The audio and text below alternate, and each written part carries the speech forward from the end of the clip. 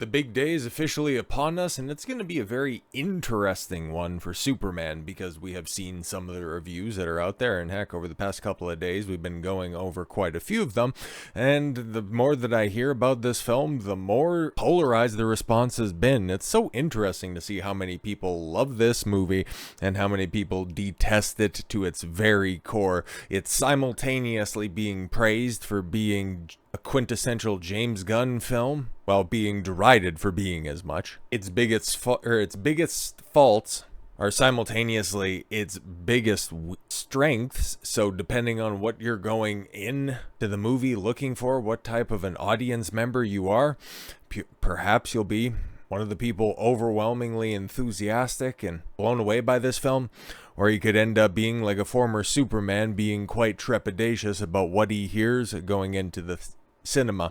Now, from the clips that I have seen, from the reviews that I have heard, this is definitely not a film for me. I'm not a James Gunn fan at all whatsoever. None of his films, none of the Guardians films, his Suicide Squad film hasn't really enticed me to want to go and watch it. I haven't watched any of his older stuff as well. He's not for me. Okay, discount Joss Whedon ain't really my speed. It's kind of like all of Christopher Nolan's kids that are running around out there. Okay, if I want something in that vein, I'll just go to the original. It's a little bit tougher now because, you can't go to Joss Whedon and find anything new because that guy's been canceled for a minute, but as he was one of the many people that was brought over to Warner Brothers to try to right the DC ship prior to James Gunn, it's a funny parallel to draw. But focusing in on a former Superman and talking about a current Superman project, we have Dean Cain from The Adventures of Lois and Clark blasting James Gunn.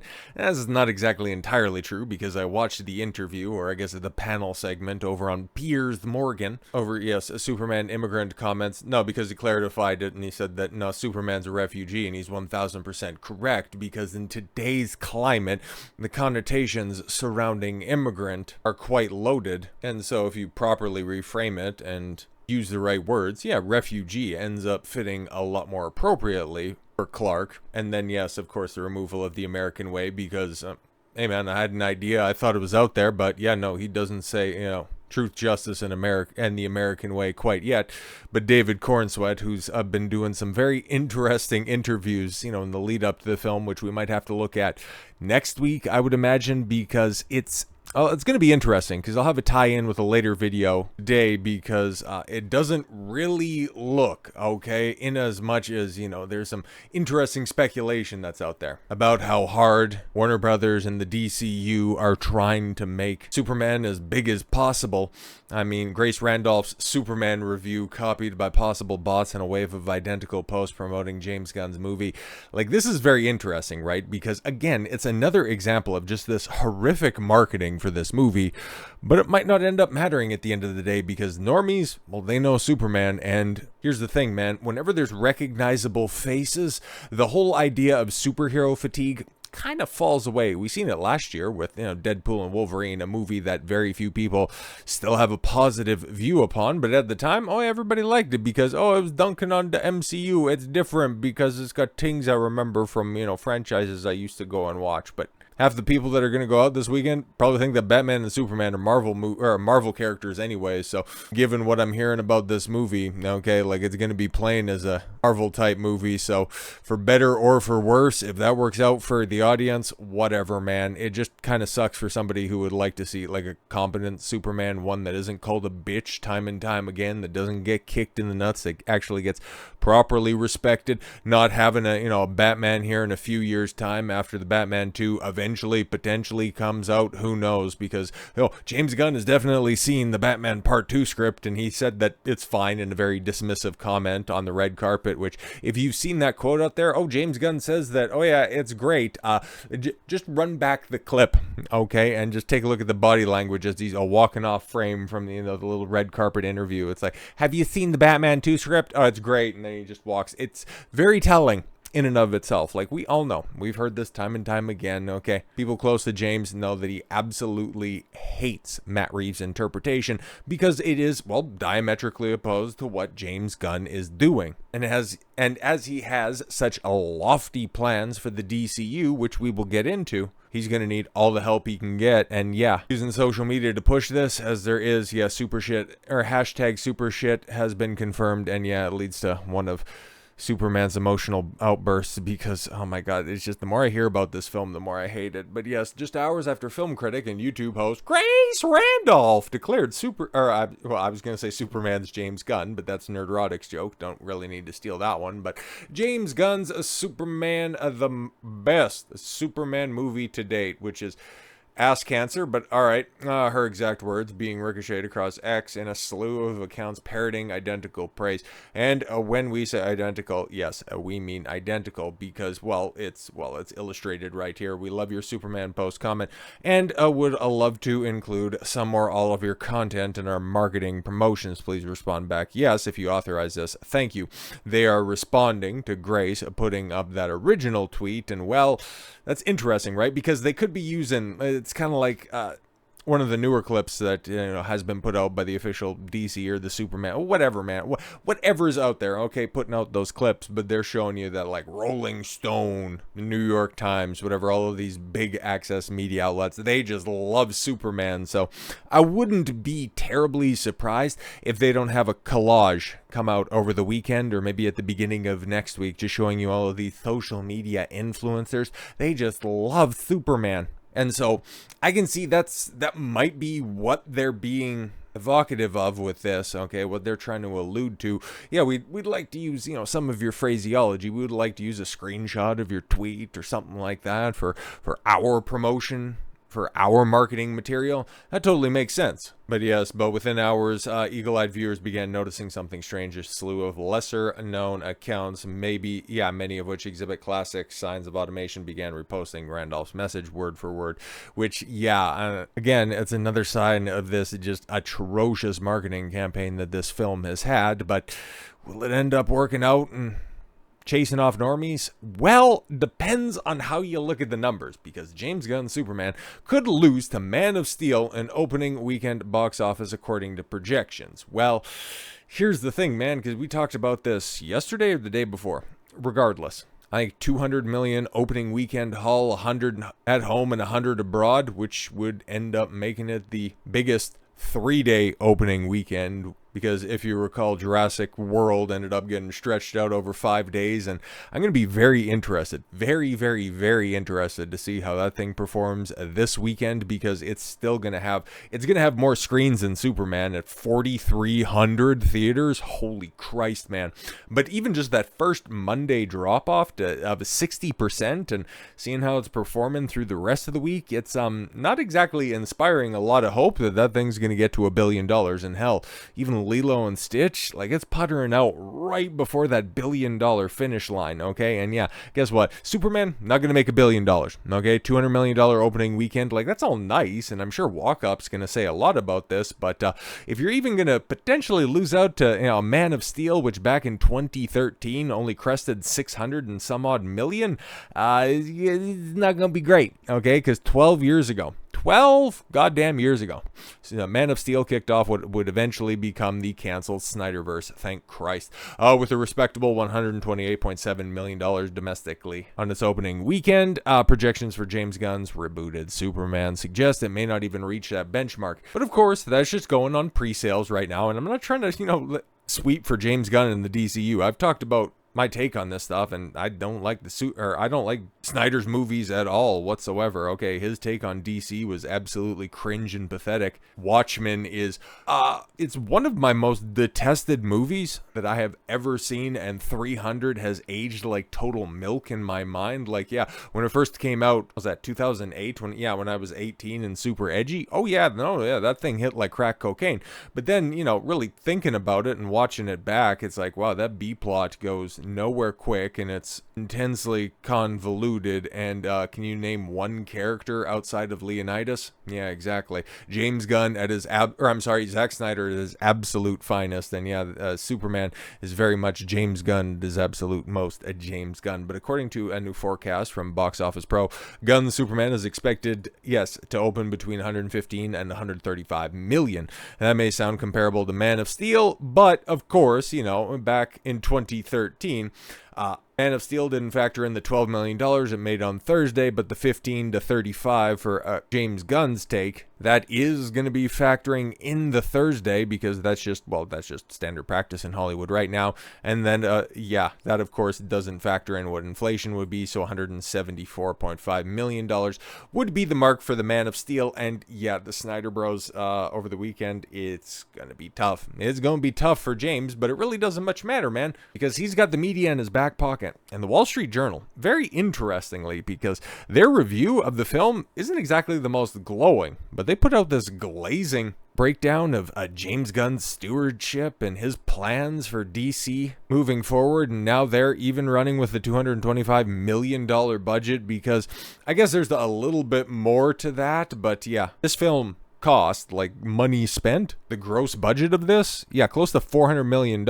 Okay, and I'm sure once you factor in reshoots and all that stuff, yeah, it's probably going to be cresting that mark. But thanks to tax breaks, yeah, it's going to be closer to that $225 million. But there's money that you spent, there is money that gets taxed, and yeah, there's a big difference there. But they're going to run with this 225. That's totally fine, because it's in line with a lot of stuff that James is also talking about. But because it's the Wall Street Journal, well, we can't exactly read the article specifically, and I'm not signing up for this shit. But yeah, saving a studio looks like a job for Superman. The Man of Steel is back to a new $225 million reboot. It's the last best hope for DC Comics to match the success of Marvel Industrial Complex, which, yeah, if they want to go ahead and take a shot right now, I mean, you can't go against something at a weaker moment than Marvel is at right now, because holy crap, like, if that other rumor out there that they don't even know, like, they haven't even crafted the third act of Doomsday yet is true, like, holy shit, man. That's yeah, that whole idea that thing has been delayed once and is going to be delayed again, I think that's going to be fairly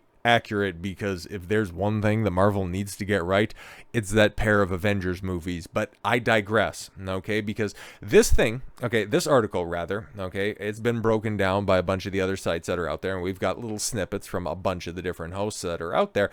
And it's interesting because it doesn't just depict what James Gunn has in store for the DCU, it goes back and it takes a look at what has been, okay? And I've mentioned before, Matt Reeves and Batman Part 2 coming out, and yeah, that's something that theoretically is still going forward, but there's also another carryover, okay, because there was somebody else that Warner Brothers tried to bring into the fold in order to, you know, right the DC ship before James was contacted, and that would have been our good friend J.J. Abrams, and he was going to be doing a Black Superman, but apparently, yeah, details on the Ta-Nehisi Coates, okay? And if you don't know anything about him, I've done a couple of videos on him, and especially when this movie was first being pitched, God, a couple of years back, not exactly the type of guy. If you think that James Gunn is anti-American for not having truth, justice, in the American way, you ain't seen nothing yet. But yes, the details on the Ta-Nehisi Coates Black Superman movie. David Zaslav dismissed the script as too woke. Yo. Focused on the character during the civil rights era. Ugh, James Gunn. He can still try to make the movie in the future if he's so inclined, but yeah, I would imagine like James is probably gonna move away from that stuff, because yeah, all of that fear, okay, especially the fear mongering from the Fox Newses of the world about, oh, Superman is super woke. Yeah, it's not the thing. That's just not at all what ends up being the case. Like, if you want to take a look at that from that lens, given how, you know, all of the men have emotional outbursts and the only ones that, you know, really have a good control of their emotions are women, like, you could say that's woke, but that's just, you know, James Gunn letting his male feminist flag fly and just being non-representative of the real world, but I digress. Well, the J.J. Abrams ultimately didn't manifest or pan out. They also, apparently, after the Snyderverse came to an end, Warner Brothers reportedly approached Kevin Feige in an attempt to lure him away from Marvel Studios to DC, which, That would have been interesting, because there's been rumors that Feige, could take over for Kathleen Kennedy over at Lucasfilm, because he's not exactly the biggest comic book guy, but Warner Brothers, being as desperate as they are, could have tried to throw a boatload of cash at Feige to come over and steward another comic book franchise. But if you want to go dollar for dollar, Warner Brothers can't compete with Disney at all. So yeah, however, those talks ultimately went nowhere. I would imagine, when a board meeting was taking place, is like, who are some names that are out there? Oh, Feige, because he's done such great work with Marvel. Sure. But somebody who did come in and did get a chance to try to fix things after they ended up going sideways was The Rock, after all. And, well, he came in with Black Adam, which at this point in time, outside of Matt Reeves' The Batman, is the most successful DC film, and it might have broken even if you want to do some funny movie math. But yeah, David Zaslav was in talks with The Rock on how to fix DC, because, yeah, the whole centerpiece of the DCEU, DCU, the DC brought to you by The Rock, the way that it was going to be structured was going to be Black Adam and the rest of the Snyderverse, because there was the tease at the end of Black Adam where you had, Henry Cavill come back, and he had the little curl this time around. Okay, so you had proper Superman, you were going to have proper Black Adam, and it was going to be a little bit more serious in tone, but not quite so dark and edgy as Snyder was going to do, but then also not as goofy as Gunn is going to take it. So yeah, I would honestly, of the three different options,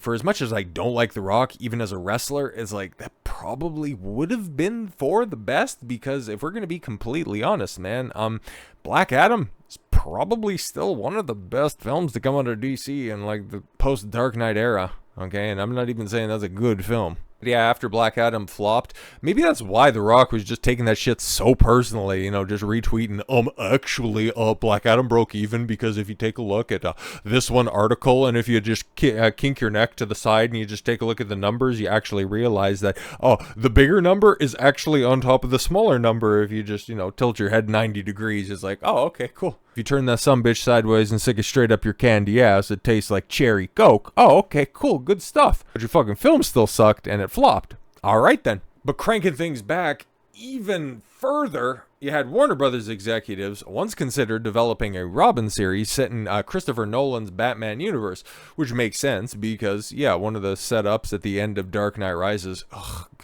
was Joseph Gordon-Levitt revealing that his real name was Robin, because whatever, man. God, that movie sucks a dick. But yeah, I thought, okay, cool. So they're going to try to do something, because he inherits the Batcave after Christian Bale fucks off with Catwoman. And it's okay, that's interesting. Where are you going to go from there?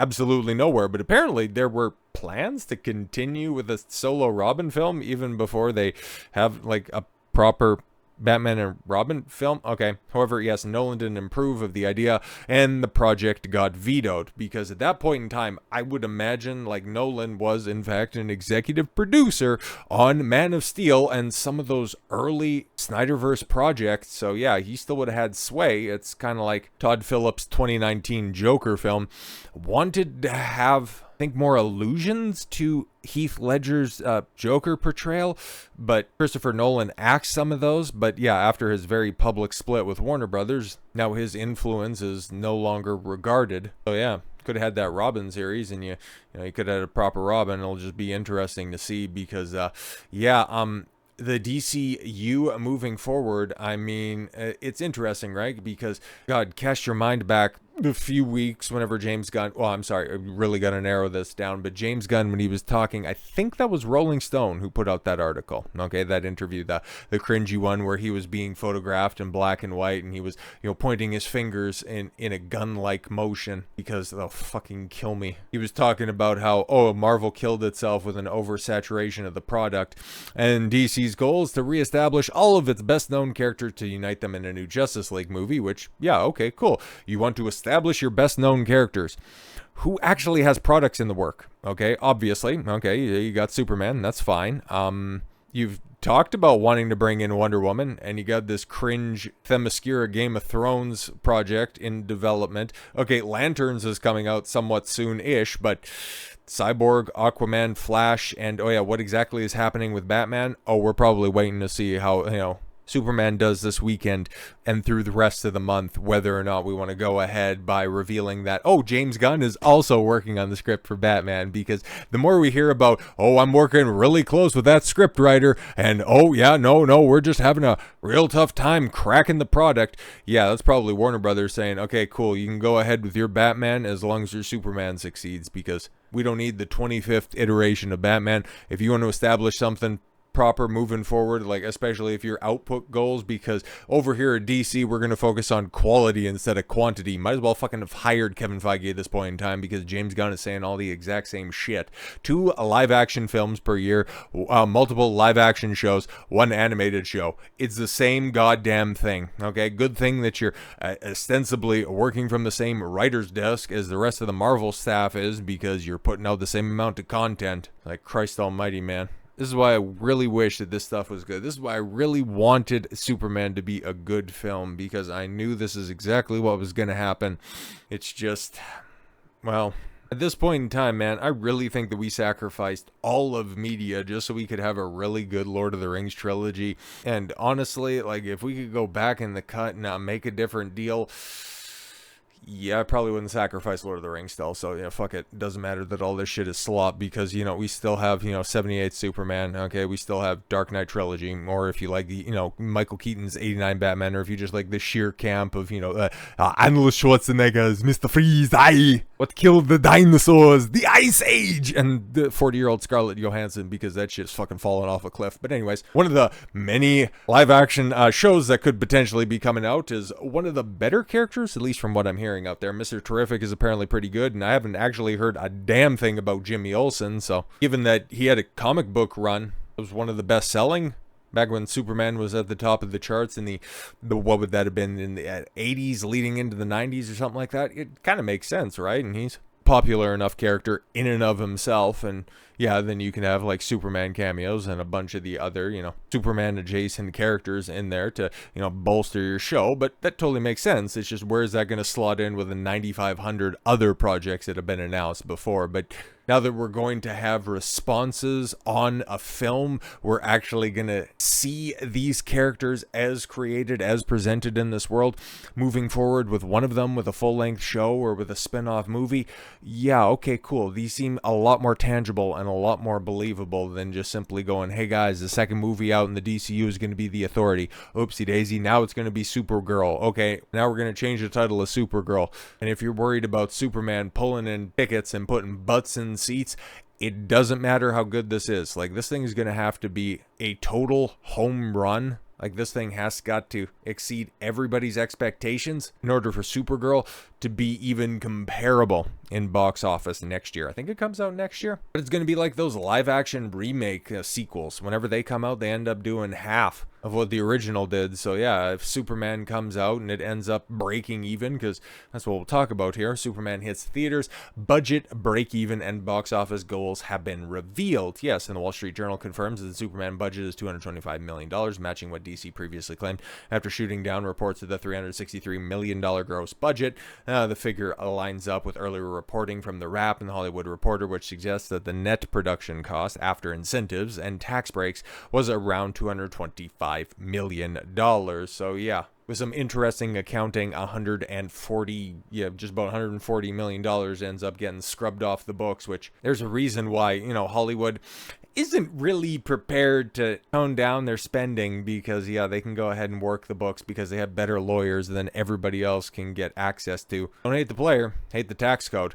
But what's interesting is that the Wall Street Journal now reports that Warner Brothers executives want Superman to gross more than $500 million globally, which at the beginning of the week, James Gunn was talking about how, people shouldn't get their panties in a bunch if Superman doesn't break $700 million, if it doesn't make more than Man of Steel. Okay, just go ahead and read between the lines on that one, because yeah, no, we don't need it to be a walk-off home run. We could just take a double on this one, and yeah, the $500 million globally, that in fact would be, I would say, a double. It would be something that wouldn't quite recoup your production, and especially when you factor in marketing costs, because holy fuck is this thing being marketed to hell and back. So I would imagine, like, I don't think it's an over-exaggeration to say that marketing on this is 150, maybe $200 million. Like, it's fucking everywhere. More so than Jurassic Park, and definitely more so than its superhero competitor coming out later this month. So yeah, they'll get the media to lie about the production budget, chilling at around $225 million. You bet your sweet ass they won't even talk about overinflated marketing costs. So if true, that target is lower than the break-even estimate some insiders previously floated. Okay, yeah, because, oh, okay, cool. They're even factoring in $150 to $200 million global marketing campaign to put the break-even somewhere between $6 and $750 million. So why is Warner Brothers aiming for $500 million? Probably because that's achievable. That looks to slot in with their own internal projections, I would imagine. But yes, Gunn recently shot back against claim that a Superman movie needs to hit $700 million. It's not as big as people make it out to be. They hear these numbers and the movie's only going to be successful if it makes $700 million or something, and it's just complete and utter nonsense. Yeah, exactly. I'm trying to establish a franchise over here. I don't need my first movie out of the box to, be successful. Oh, we can add, that it's likely Warner Brothers and David Zaslav's view of the movie as spearheading a broader interconnected future for DC spinning off projects like Supergirl, Green Lantern, the new Batman projects, and that Superman doesn't need to hit $1 billion. Well, don't worry, it's not even going to come close to that. Wall Street Journal adds that Gunn is already considering, TV spin-offs for Mr. Terrific and Jimmy Olsen, but yes, can it get there? Well, Rotten Tomatoes, fan score 95%, but that is, of course, for early screenings and the people most likely to like the film, so I'm going to be interested to see how that shakes out over the weekend, okay, and then especially from other websites, okay, because Rotten Tomatoes with its verified scores is whatever, and the critics score lower, okay, so it's dropped to 83 at this point in time, so how that's going to end up working out, but box office estimates are all over the place, ranging from 100 million and 130, maybe even higher, maybe even lower. Who knows, man? It's going to be interesting. I think it's far and away the most polarizing film of the year that I have seen, because for a lot of the other big and most anticipated films of the year, they've come out and they have been shat on and nobody talks about them like a week later. But this is the first one where we have seen such disparate responses. So this is something that is going to be picked apart for a while. It is still going to be a topic moving forward. And given that Fantastic Four doesn't come out for 2 weeks, it has a chance to actually dominate July, not be hampered by immense competition into its second week, so it will be able to succeed on its own merits, and well, we'll be paying attention to that because I find this infinitely interesting. So with all that said, thank you all very much for the gift of your time. I've been Don Consuelo. I want you to follow your gut and get after it. Take care, everyone.